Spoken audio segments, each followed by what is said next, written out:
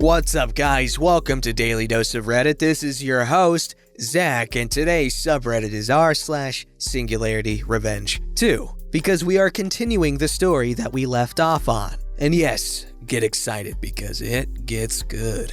Alright guys, here we have the exciting conclusion to the amazing story we started in the previous, hopefully, video. Alright, so it gets exciting from here on, okay? And in case you don't know, the story's called, Treat Me Like Dirt for Years? I'll expose you at your wedding and let your mental breakdown do the rest. And if you want a recap, do some memory exercises because goodness gracious, you need help. Anyway, without further ado, petty revenge mode activated.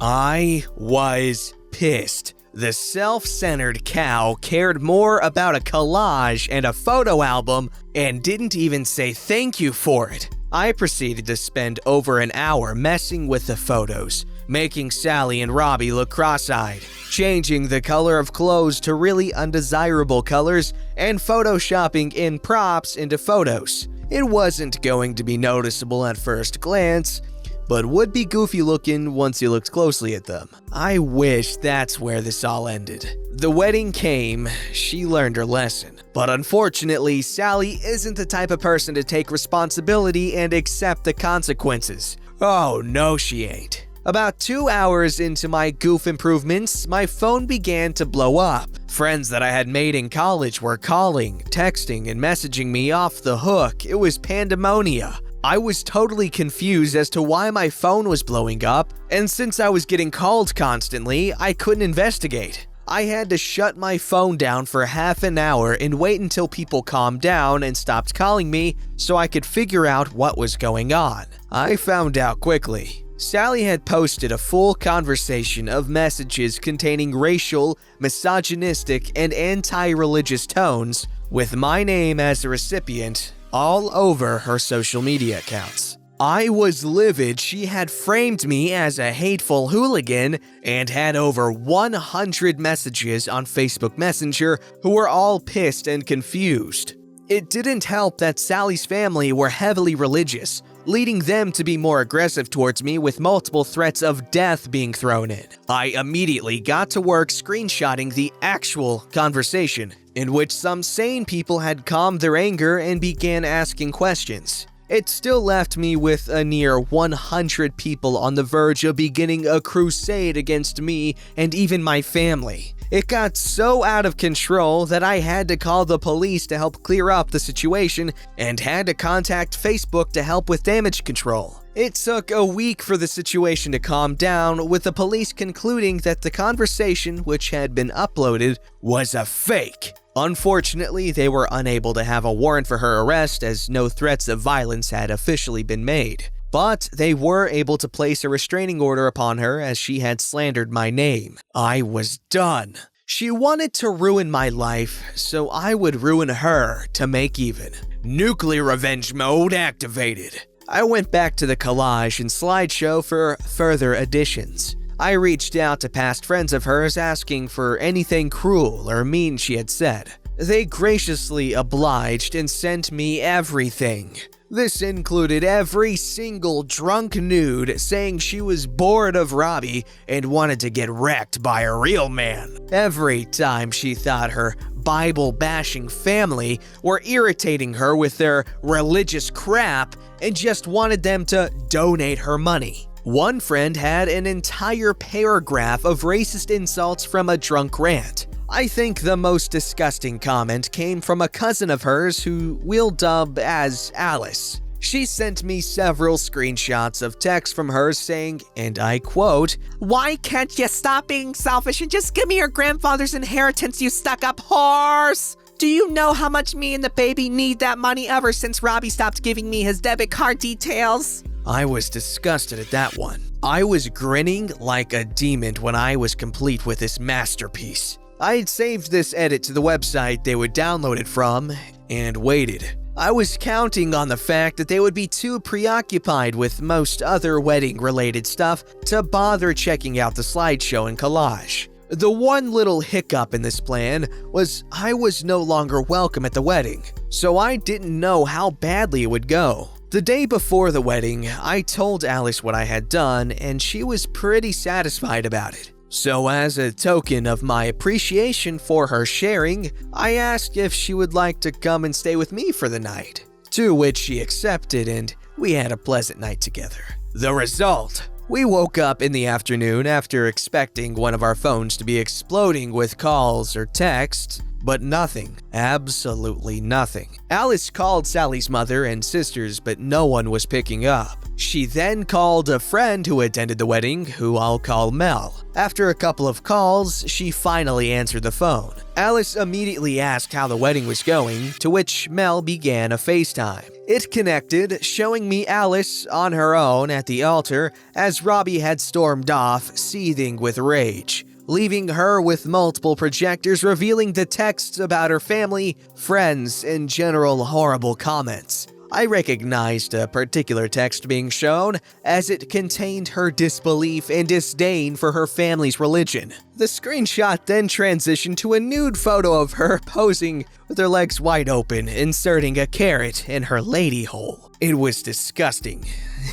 Like it made me feel repulsed and disturbed looking at it. I am so sorry to all of the unfortunate guests of that wedding. That was a horror of a nude. As you can imagine, the screenshots and nudes had disgusted and pissed off a lot of the people there, especially the pastor. I've never seen a pastor get angry before, but it was terrifying, even from a FaceTime call. He began ranting at her, full-on screaming in her face, saying, "You are a disgusting, selfish girl with no love in your heart for your husband or your family, let alone the Lord, which you have mocked and insulted. You are no longer welcome in the house of our Lord. Get up!" Unfortunately, that was all I saw through the call as Mel had ended it, but had described the hell which broke loose as soon as the pastor tore her up. She was in tears, with her family and friends calling her a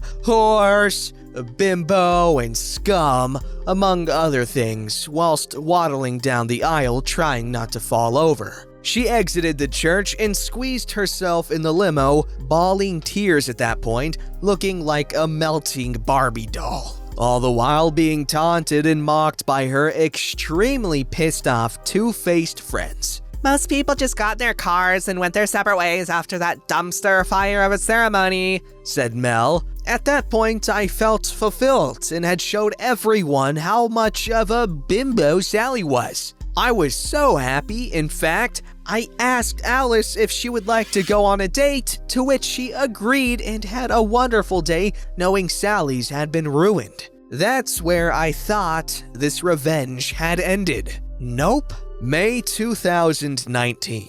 I was going about my day seeing an old friend about my 22nd birthday plans when I got a Facebook message from Robbie. He asked if I could meet him in a town center on a Friday, to which I asked what he wanted. He reiterated he wanted to talk. So I requested if he could meet in the city for a Friday, and he agreed. I was puzzled as to why he had reached out to me now. We hadn't spoken in a year, so I was nervous as to what he wished to talk about. I went to meet him in the center with Alice, Mel, and my other best friend, who we will call Craig. He was sat on a bench alone with barely anyone walking around the center. He greeted us ominously, similar to the way Thanos talked to Iron Man, Cap, and Thor in Endgame. He looked skinny, but oddly happy, which kept us on edge. This was the conversation which followed. "Hello, my old friend. Thank you for coming, but I have to admit, I'm surprised you showed after what you did." "Yeah, me too. Look, I'm sorry for what happened. I know I can't."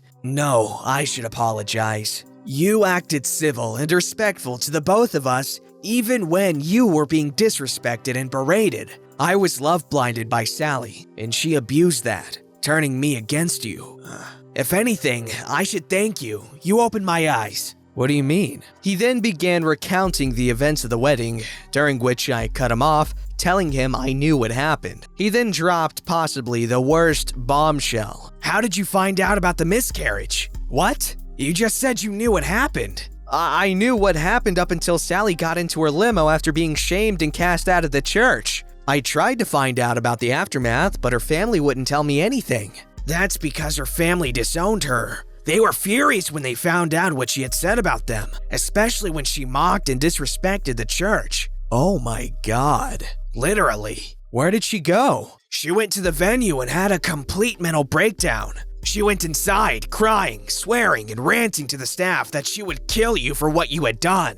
They called the police after that comment and locked her inside, whilst they made their way to the venue and called me to deal with her. When I arrived, she had destroyed the venue. Tables had been flipped, glasses had been shattered, and she had drunk multiple bottles of wine. She was so dangerous and out of control that the police had to wrestle her to the floor and call in a police van as she was too dangerous to put in a car. I was speechless at this point. It was a mess. It didn't help that she was 3 months pregnant trying to attack anyone that tried to subdue her, that they had no choice but to lock her in a cell for her own safety and others. At that point, we were completely stunned. We had seen her angry, but had not heard of her being this violent and out of control before. What happened to the baby? The amount of alcohol she had drunk had given her alcohol poisoning. According to the police, she was 4 times over the limit, and when they came to escort her from the cell, the floor was covered in vomit, feces, piss, and even some blood. She looked extremely ill and was taken to the hospital immediately, with 2 officers in tow. She was extremely ill. The hospital performed a number of tests and exams and had confirmed she was having simultaneous liver and kidney failure from her poor diet and sudden alcohol intake. This resulted in her unborn baby dying from blood poisoning, and Sally confined to a hospital bed on dialysis for life. Even if she receives an organ transplant, she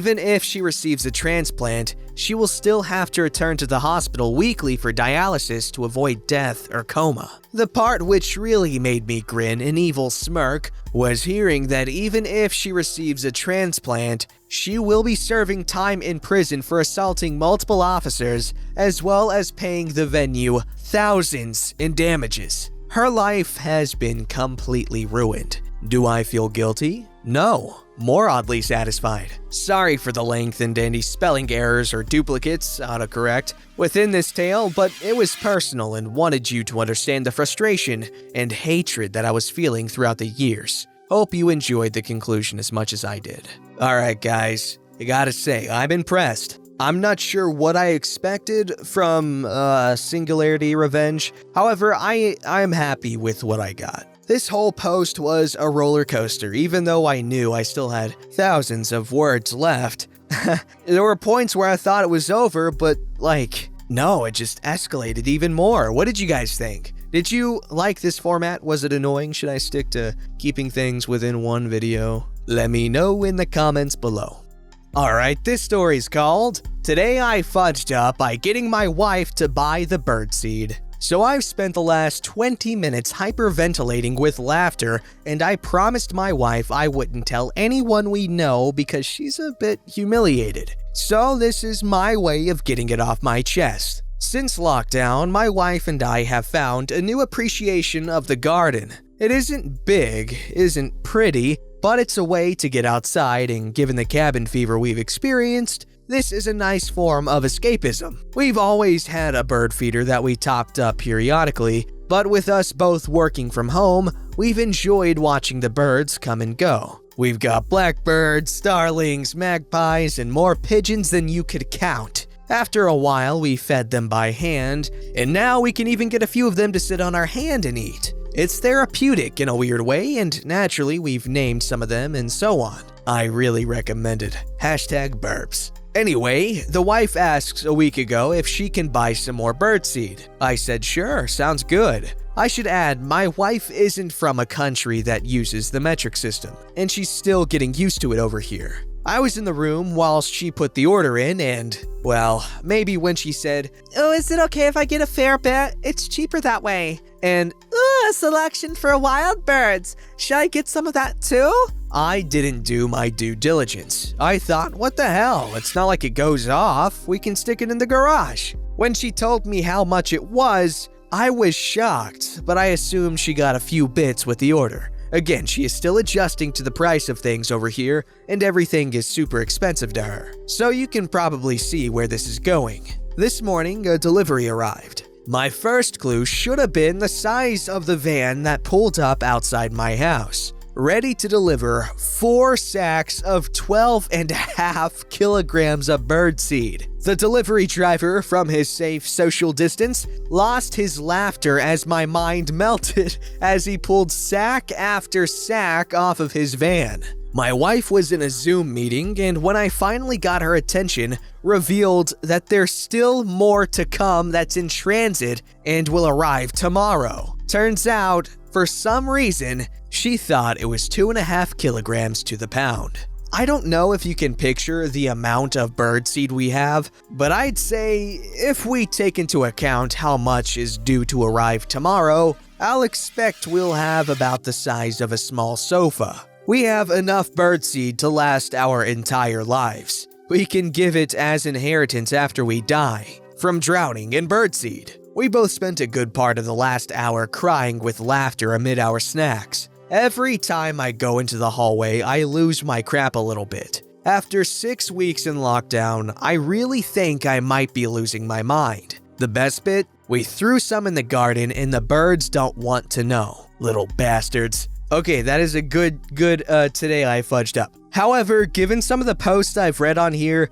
both on and off YouTube, when you see today I fudged up by letting my wife buy the bird seed, your mind starts to go to different places than maybe the author was intending. Because let me tell you, what I was thinking she did was a lot grosser. But anyways, that's a cute little story.